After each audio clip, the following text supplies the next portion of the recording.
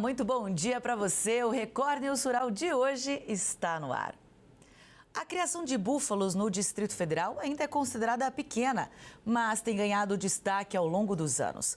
Apesar do plantel reduzido na região, a carne e o leite se destacam pela qualidade. Apesar do tamanho e da força desses animais, dos chifres enormes, com um manejo adequado, eles são extremamente dóceis. Nesta fazenda, que fica na área rural do Paranoá, a maioria é fêmea. Há 13 anos, o Luciano decidiu criar búfalos, isso na região de Goiás. Ele tem uma fazenda lá e aqui no Distrito Federal ele iniciou a criação em 2015. Luciano, por que o senhor decidiu então criar búfalos? Eu conheci esses búfalos na fazenda de um amigo e gostei. Ele mostrou que era uma atividade que poderia ser rentável, é diferente, né? Uhum. E Brasília tem uma demanda boa para os produtos de búfala, os queijos, as mussarelas, as burratas que a gente produz. O foco do pecuarista é a produção de leite, que ainda na fazenda é transformado em queijo. O leite da búfala, né, é um leite diferenciado. Sim, é um leite que... Ele tem mais proteína? Ele tem mais proteína, ele tem mais cálcio, ele tem mais sólidos, ele tem mais gordura. Mas é muito saudável. Mas é a gordura boa. Aí a carne, ela é mais magra? Sim, aí a carne é mais magra. E como é que é o manejo dos búfalos? Eles são praticamente confinados. A gente tem a silagem, tem as capineiras, fazemos alimentação diretamente nos coxos, né? E uma vez por dia a gente tira o leite. As búfalas não são tão produtoras, produzem pouco leite. Embora que o leite delas rendem mais no queijo, então um leite de vacas você vai gastar 10, 11 litros para fazer um quilo de queijo. Com a búfala você usa 5, 6 litros, você consegue fazer 1 quilo de queijo. Luciano diz que os animais se adaptaram bem ao nosso clima, mas é preciso ter muita sombra e água fresca. Na alimentação, capim, cana, cevada, silagem de milho, ração concentrada. Tudo é produzido aqui. O pecuarista também trabalha com melhoramento genético. A gente está agora no bezerreiro da fazenda, que tem cerca de 100 filhotes. E olha que interessante, normalmente quando o bezerro nasce, ele é logo apartado da mãe, justamente para que essa mãe produza mais leite. Mas aqui não, metade do dia esses bezerros ficam com a mãe, né, Luciano? Isso, a gente preconiza criar bem os bezerros e deixando esse leite que seria retirado à tarde para eles, né? Uhum. A gente faz a apartação deles à tarde e eles passam a manhã até 2 horas da tarde, 2h30, com as mães. E aí eles vão de agora até 6 horas da manhã, ficam apartados e esse leite que as mães vão ter daqui para lá é que eu vou tirar amanhã. E eu não poderia terminar essa reportagem sem mostrar, sem apresentar os queijos do Luciano. Conta pra gente quais são essas variedades. Aqui agora a gente vai degustar um queijo frescal, a ricota, a mussarela fresca, que é essa aqui, e a mussarela em barra. Olha, gente, que delícia. Muito bom. Gostoso e saudável. Obrigada, Luciano, por nos receber, viu? Obrigado a vocês. Sucesso. Foi um prazer.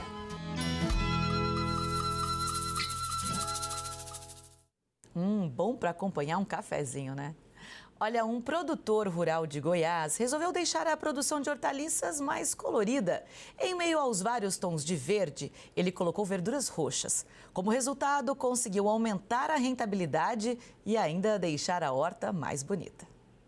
Você provavelmente conhece essa couve-flor branquinha e o repolho mais comum na sua mesa possivelmente é esse. A alface verdinha é presença garantida nos lares da maior parte dos brasileiros. Mas nessa horta de Aparecida de Goiânia, algumas verduras chamam a atenção pelas cores fortes e diferentes. É o caso da alface, do repolho e da couve-flor roxos. Esse aqui parece até um buquê de tão bonito. Delcimar é horticultor há 40 anos e viu esse tipo de verdura mais chamativa ganhar aos poucos o coração do consumidor. Aumentou bastante, né? Porque hoje a dona de casa, os buffets, tudo adora fazer os pratos enfeitados, que como os outros atrai mais a vontade de se alimentar, né? Delcimar explica que o gosto dos alimentos coloridos para os tradicionais não muda.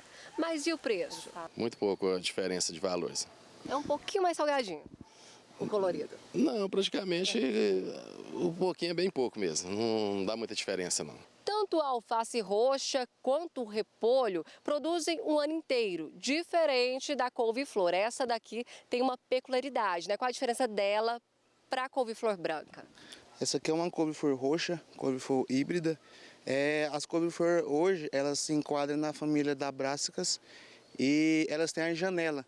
Então essa couve-flor roxa ela é uma couve-flor de inverno, a janela dela é de fevereiro a junho, e semeio, e manejo é o mesmo manejo da couve-flor branca, que é a mais conhecida no mercado. O Wellington, que é o responsável técnico pela horta, explica o motivo dessa coloração. Foi vários estudos, né? Melhoramento genético, cruzamento de dois materiais híbridos para chegar a esse potencial, essa coloração. Os tons mais vivos, além de deixar o prato mais bonito, deixa também mais nutritivo. Afinal, as cores carregam não só beleza, mas nutrientes diferentes. Por isso, quanto mais colorido o prato, melhor. Os alimentos arroxeados são ricos em antocianinas, que é um dos antioxidantes naturais mais potentes que encontrados na nossa alimentação. Extremamente bom para a saúde cardiovascular, controle da pressão arterial, riquíssimo em substâncias que combatem as nossas células, né? Principalmente protegendo nosso DNA e RNA contra doenças, por exemplo, contra o câncer, o envelhecimento, doenças autoimunes, doenças metabólicas e por aí vai. E antes de terminar essa reportagem, vai aí uma dica valiosa. Na hora do cozimento da couve-flor roxa, sempre colocar um pouco de limão ou vinagre para ela manter essa coloração. Após o cozimento, vai manter esse roxo intenso.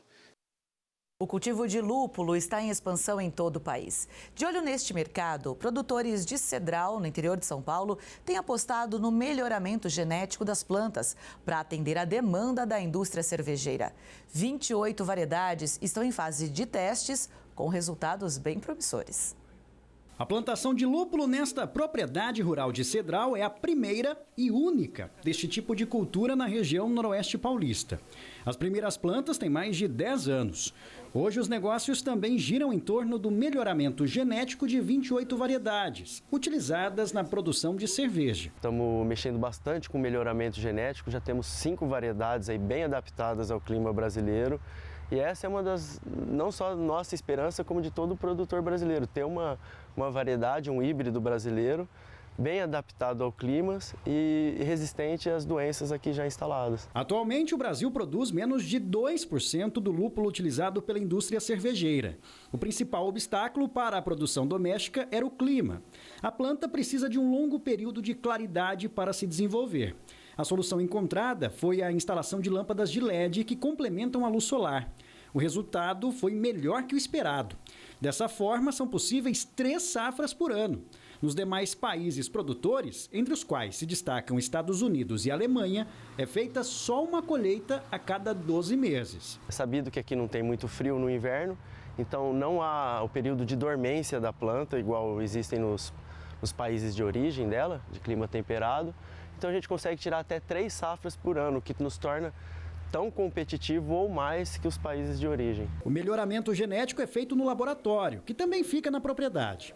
O cuidado começa com a escolha das mudas. Aqui é feito o manejo em busca de uma variedade híbrida brasileira. Tem todo um trabalho de melhoramento genético.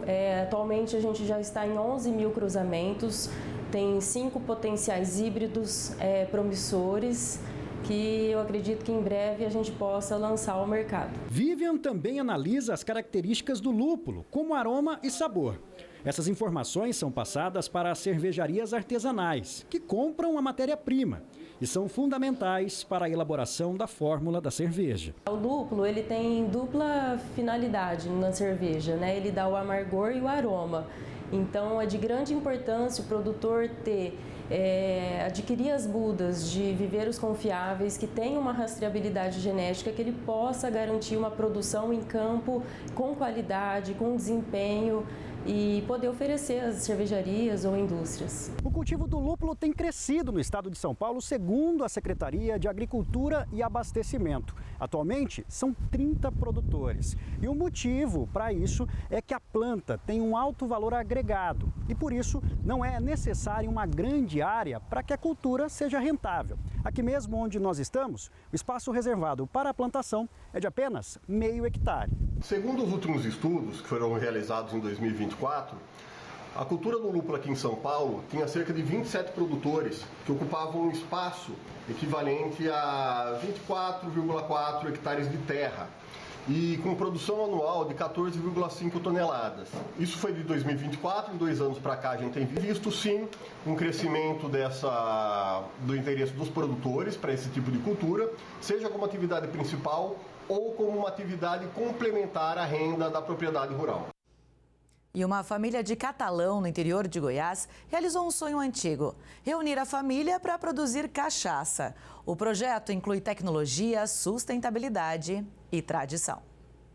O som das máquinas, o cheiro da cana moída e os barris cheios mostram o que o sonho saiu do papel e se tornou realidade. Com capacidade para produzir mais de 2.000 litros por dia, o Alambique oferece uma linha variada de cachaças, das mais jovens, ideais para drinks, às envelhecidas em barril de amburana, que agradam os paladares mais exigentes.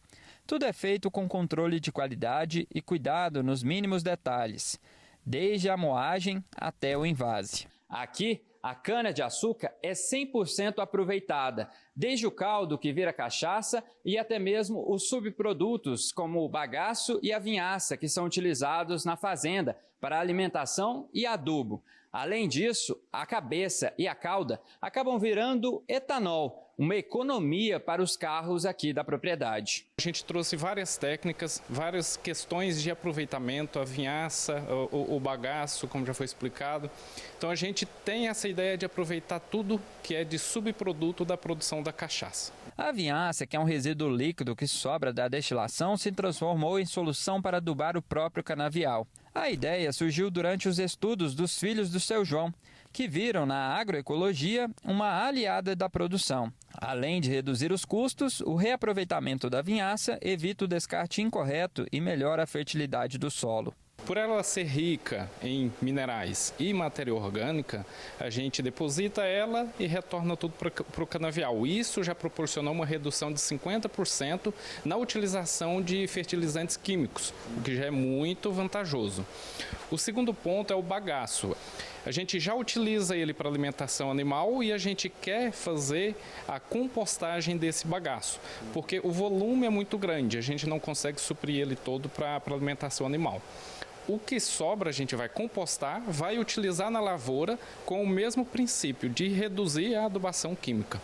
No Alambique, a tradição se renova de pai para filho. O que começou com o senhor Sebastião Landim décadas atrás, agora ganha os novos capítulos com os filhos e netos, que investem em tecnologia sem perder as raízes. A cana, para mim, que hoje, eu diria que é a minha galinha de ovos de ouro, né? Hoje a gente consegue, né, trabalhar com a cana, fazendo essa cachaça, fazendo esse etanol, né, aproveitando um pouco para um semi-confinamento.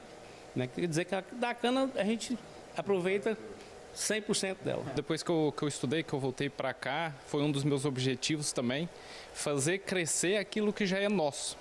Aquilo que meu irmão já está aqui, meu pai já está aqui, então nada melhor, né, do que a gente continuar junto e fazer crescer. O Ceará é o maior produtor e exportador de castanhas de caju do Brasil. Por lá, muitas famílias vivem dessa produção. No sertão cearense, entre as paisagens das canaúas e a brisa do interior, está a Fazenda das Castanhas, um lugar onde a tradição e natureza se encontram. Aqui, cada castanha é colhida e selecionada e tratada com cuidado, sempre respeitando o tempo da terra e o saber dos moradores. Mais que produção, é cultura viva e sabor com identidade. Quem comanda a produção é o Paulo, que já chega mostrando o chamado enxerto do cajueiro. Então esse veio da outra árvore lá, que é a árvore que produz esse aqui. E a borboletinha aqui é de onde vai sair o cajueiro, né? Nós vamos agora clonar ela aqui. Nós vem aqui, ó. Aí aqui amarra a fitazinha. Quando é com 15 dias, ele já vai... Não tô acreditando. Vou voltar daqui 15 dias pra ver isso aí. Com 15 dias, esse brolinho vai ter saído, novo cajueiro. A gente vem com o estilete e tira a fita, porque senão ele corta. De tanto ele engrossar e engrossando, a gente tem que cortar o corte do plásticozinho com 15 dias. Já tá feito o novo cajueiro. O enxerto serve para substituir as plantas que não dão muitas castanhas por outras mais novas e eficientes. Assim, Paulo, ao lado da família, conseguiu fazer a produção aumentar muito nos últimos anos. São 2 fazendas que juntas têm 1.200 cajueiros. Esse caju aqui, você faz o que com ele? Esse caju, ó, a gente leva o que dá para aproveitar para doce de caju, mel de caju, licor de caju, a cajuína, e o que sobra, que cai, aí os porquinhos comem, né? Aí a gente vem e junta só a castanha que cai no chão.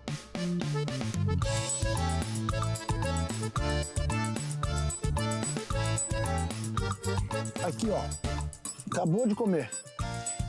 Sobrou só a castanha. O porquinho faz todo o trabalho dos cajus que caem, ó. Estão caçando todos aqui. Segundo o IBGE, o Instituto Brasileiro de Geografia e Estatística, o Rio Grande do Norte e o Ceará são os maiores produtores de castanha de caju do país.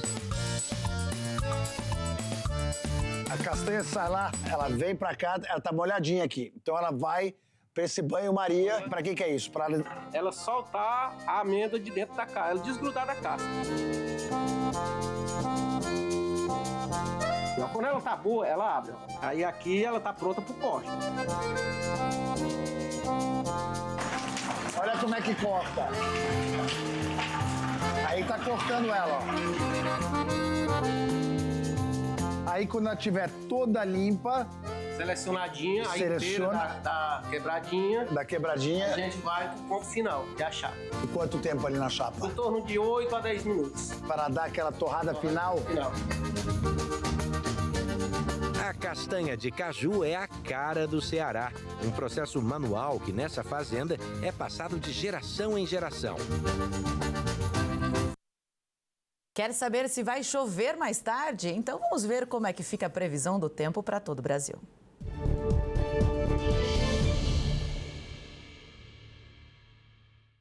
Nesta quarta, véspera de Natal, o tempo segue instável em grande parte do sul do país, enquanto o sudeste segue sob influência de um bloqueio atmosférico, com predomínio de sol e calor.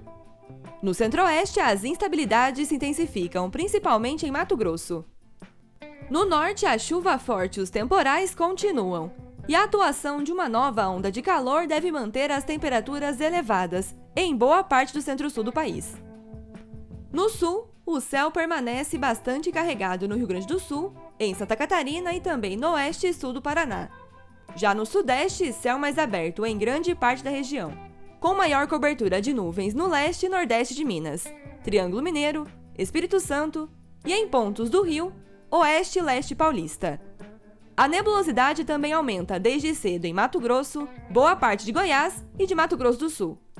No Nordeste, a maior presença de nuvens no Maranhão, Piauí, Ceará, oeste e sul da Bahia e ao longo da faixa litorânea. Já no restante da região, o dia deve seguir com tempo mais firme. E no norte, o céu segue encoberto. No Rio Grande do Sul, chove de maneira moderada a forte em grande parte do estado, com risco de temporais no norte, nordeste, serra e litoral norte gaúcho. Em Santa Catarina, a chuva também pode ocorrer de maneira mais forte, com temporais no interior do estado, além do extremo sul do Paraná, onde também pode chover de maneira mais forte no sul e oeste paranaense. No sudeste, o bloqueio atmosférico mantém o tempo mais firme na maior parte da região. Ainda assim, há chance de chuva fraca e isolada no leste, nordeste e Triângulo Mineiro, além de boa parte do Espírito Santo e pontos do Rio. No Nordeste e extremo leste paulista, assim como no Sul, E na zona da Mata Mineira, a chuva pode ocorrer de maneira moderada a forte intensidade, devido à presença de calor e umidade na atmosfera. Na maior parte do Nordeste, o tempo também segue mais firme, mas há chance de chuva moderada a forte no Maranhão, áreas do oeste do Piauí e litoral baiano. No Ceará, oeste da Paraíba e da Bahia, as chuvas ocorrem de maneira mais fracas. As instabilidades também atuam desde cedo no oeste, norte e noroeste de Mato Grosso, com pancadas que podem ser mais fortes em alguns pontos. À tarde, a chuva se espalha e ganha força no estado mato-grossense, com risco de temporais e volumes elevados, especialmente no noroeste e oeste do estado, onde a situação é de perigo. Em Goiás e em Mato Grosso do Sul, chance de pancadas moderadas a fortes. E no norte, o tempo também segue instável, com chuva mais forte e temporais no Amazonas, Rondônia, Amapá, Pará e sul de Roraima. E a situação também é de perigo, para volumes elevados de chuva, em áreas do oeste do Pará, metade leste do Amazonas e também em grande parte de Rondônia. Rajadas de vento variam em algumas áreas do país nesta quarta-feira, e em alguns pontos do litoral do Rio, como na região dos lagos, podem chegar até os 70 km por hora. Nesta primeira semana de verão, uma nova onda de calor ganha força em parte do centro-sul do país, e deve seguir atuando até o domingo, dia 28 de dezembro. Diversas regiões devem registrar temperaturas pelo menos 5 graus acima da média para esta época do ano, além de madrugadas e manhãs mais abafadas, como em São Paulo, grande parte do Paraná, norte catarinense, sul e Triângulo Mineiro, metade sul do Rio, além de áreas do leste e sudeste de Mato Grosso do Sul e sul de Goiás. E em relação às temperaturas para esta quarta, máximas de 30 graus em Porto Alegre, Goiânia e Belo Horizonte, 32 em Campo Grande, 35 em São Paulo e até 39 graus no Rio de Janeiro. Os produtores brasileiros de alho têm sofrido com o avanço da importação da China, que vende o alimento com preços mais baixos em relação aos custos por aqui. Então, quem chega para dar um panorama para a gente sobre esse assunto é o Rafael Corsino, que é presidente da ANAPA, Associação Nacional dos Produtores de Alho. Bom dia, Rafael. Seja bem-vindo ao Record News Rural. Bom dia, Ingrid. É um prazer estar falando com vocês aqui para a gente esclarecer muitos pontos, né, que ainda os produtores têm, né, de falta de conhecimento, né, dessa nova modalidade que é o compromisso de preço. Então, é uma oportunidade para a gente estar informando os produtores sobre esse novo modelo de taxa antidâmping. É isso. Então, vamos começar do começo, Rafael. Primeiro, eu gostaria que você explicasse para a gente como é que está a produção de alho nacional, o que é produzido aqui no Brasil, atende todo o mercado. A gente vai falar de importação daqui a pouco, mas como é que está a produção aqui dentro? Ingrid, o Brasil, ele veio crescendo nesses últimos anos, nos últimos 10 anos, ele veio aumentando a sua participação no mercado nacional.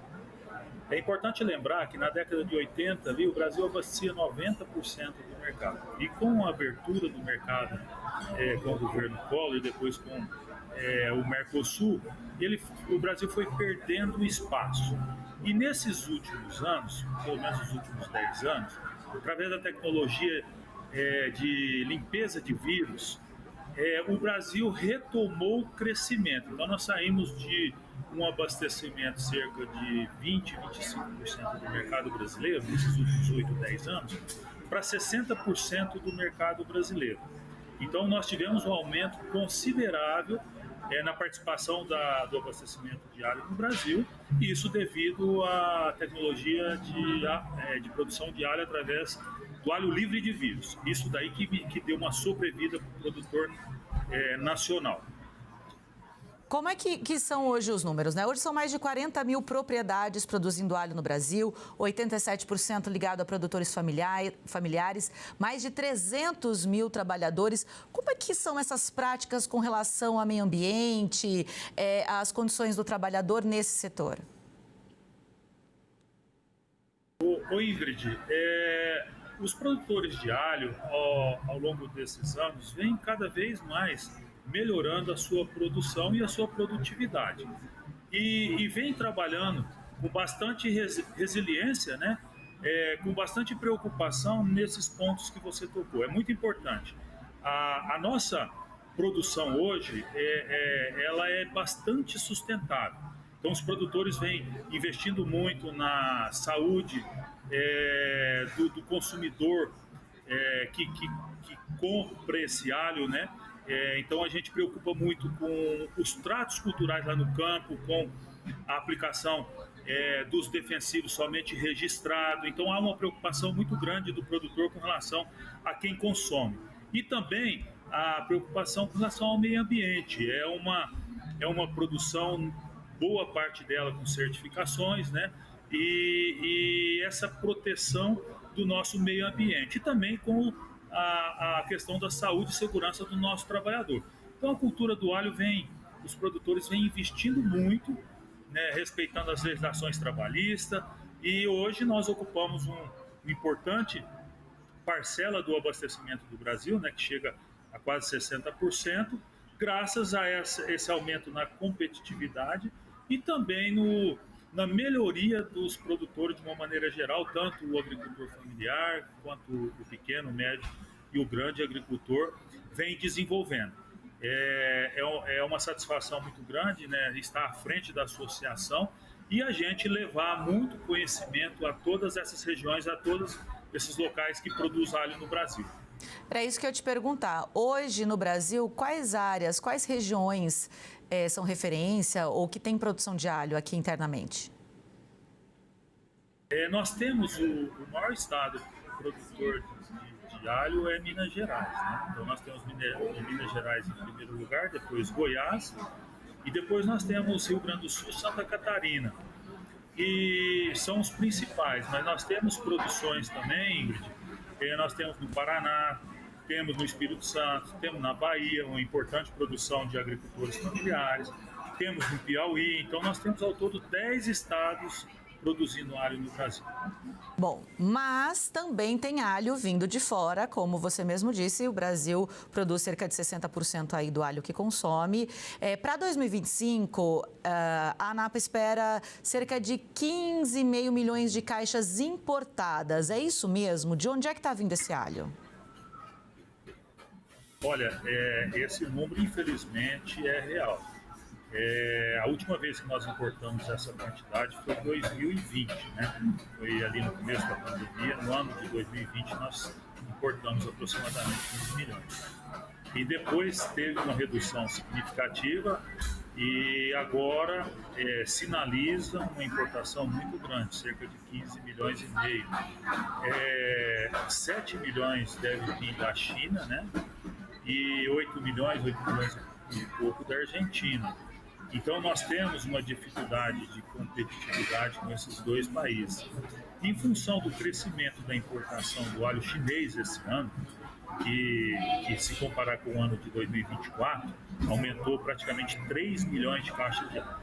E isso colocou o setor com muita dificuldade, ou seja, retardou a venda do nosso alho aqui no Cerrado. Nós estamos com cerca de 50% a 55% da safra ainda para comercializar.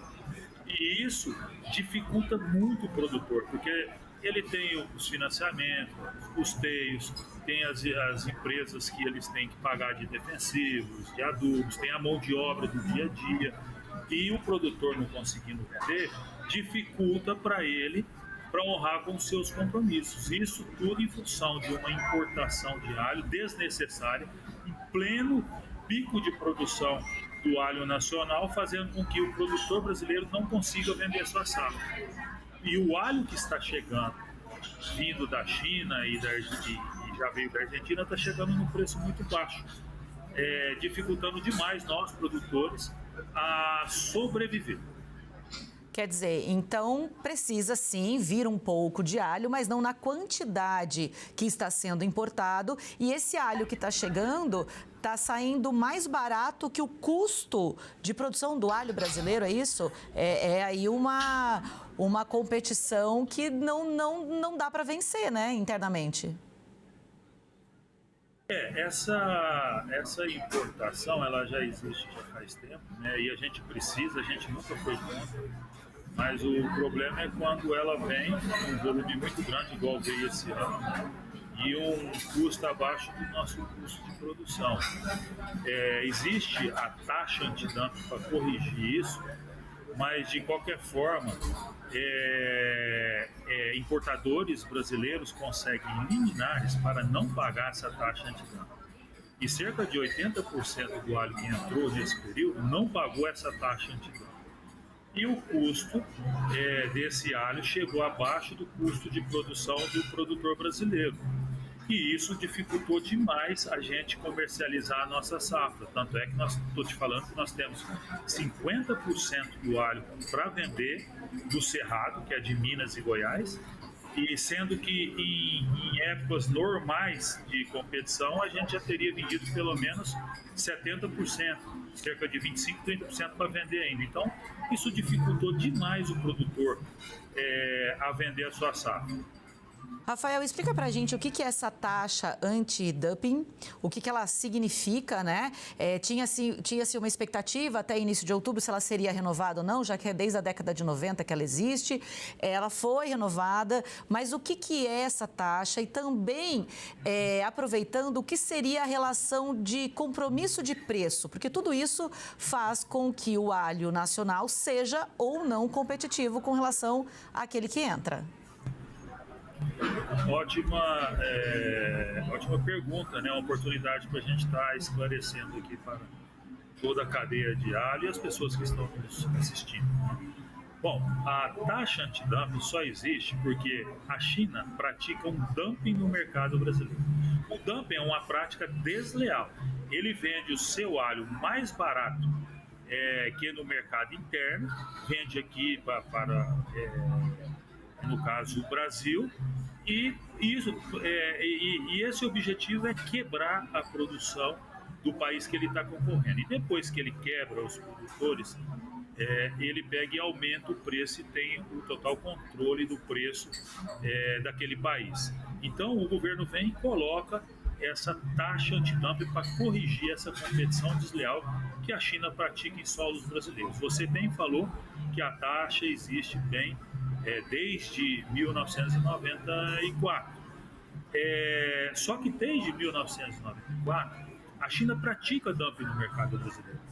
A cada 5 anos é feito um estudo na defesa comercial brasileira, aonde a área técnica levanta os dados da exportação do alho chinês, do governo chinês, dos produtores chineses, e também levanta os dados aqui da produção nacional. E com isso ela identifica se tem ou não a prática do dumping. E desde 94 existe a prática do dumping no mercado brasileiro. Então, o governo vem e coloca essa taxa para proteger, ou melhor, para não deixar uma competição desleal com os produtores nacionais, os produtores brasileiros. E nesse ano especificamente, o que mudou? Nós iniciamos a renovação do direito antidumping no ano passado, e agora finalizou no dia 3 de outubro desse ano. E o que mudou com relação ao ano passado? Mudou que 4 exportadores chineses entraram pedindo um compromisso de preço. O que é o compromisso de preço?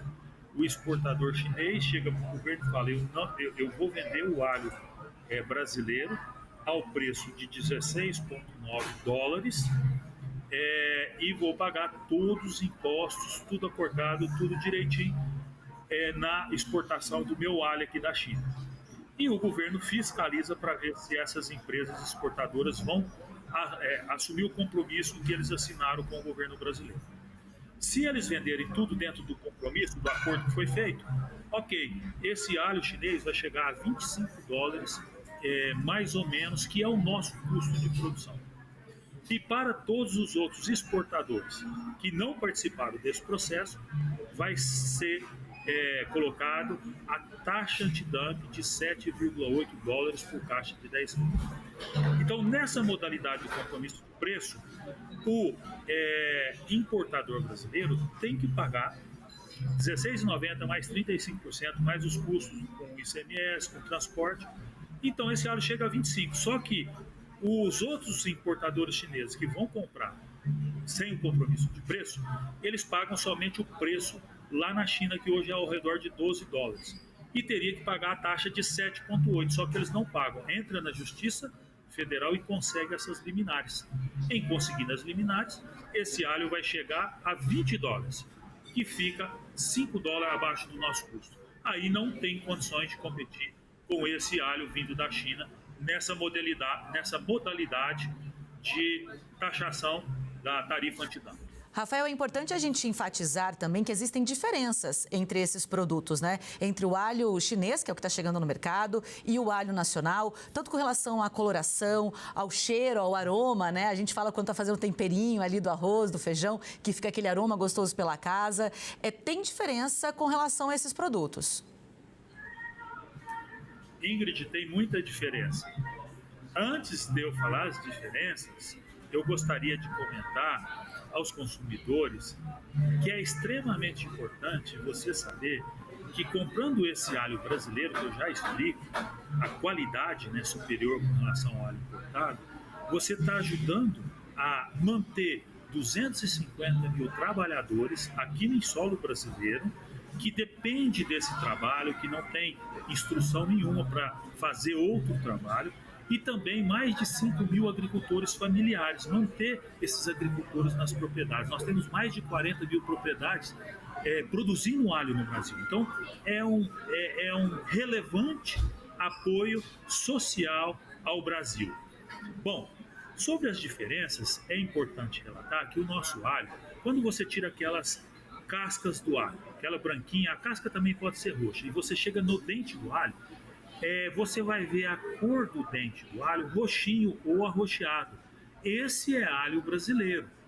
O supermercado tem que informar se é alho brasileiro ou se é alho importado. Isso é um dever dele. A legislação obriga que ele informe.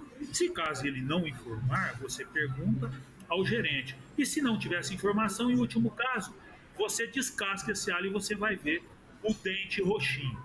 Se for castanho ou marrom, é alho importado, é alho chinês. E qual que é o diferencial? Nós temos 5 vezes mais alicina. A alicina é a substância que dá resistência ao nosso corpo. Nós temos 5 vezes mais com relação ao alho chinês. Então, o alho brasileiro ele é 5 vezes mais potente, né? E ele tem 5 vezes mais sabor, mais aroma. Ele combate câncer, combate colesterol e dá resistência e imunidade para o nosso corpo. Essa é a grande diferença entre o alho brasileiro e o alho chinês. E sempre quando você puder, compre esse alho. Além de você estar comprando um alho 5 vezes mais forte do que o alho chinês, você também está ajudando a manter a atividade aqui no Brasil.